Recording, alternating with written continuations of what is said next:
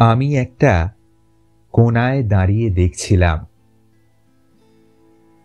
দুটি ছেলে গেরুয়া বসন পরে মন্দিরের সিঁড়ি মুছছিল। এত মন দিয়ে আমি কাউকে সিঁড়ি মুছতে দেখিনি, এত ভালোবাসা দিয়ে আমি কাউকে ধুলো তুলতে দেখিনি। সিঁড়ি নয়, যেন জননীর ত্বক থেকে ধুলো তুলছিল। এভাবে কেউ সিঁড়ি থেকে ধুলো মুছতে পারে এ আমি কোথাও দেখিনি। স্থিতপ্রজ্ঞ মহারাজকে জিজ্ঞাসা করলাম, এই ছেলে দুটি কে?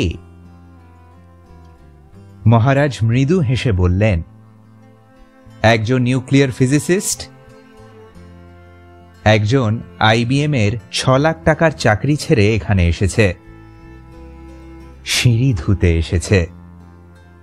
যে সিঁড়ি দিয়ে মানুষ ওপরে ওঠে তা যেন পরিষ্কার হয়।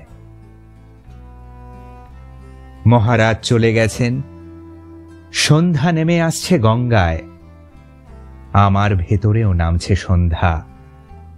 সারা পৃথিবীতে এত সিঁড়ি, সিঁড়িতে সিঁড়িতে এত দাগ, এত ক্রোধ, এত অপমান। আরতি শুরুর আগে মনে হলো, যে সিঁড়ি মুছতে পারে না সে কোনোদিন মানুষের চোখের জল মুছতে পারবে না।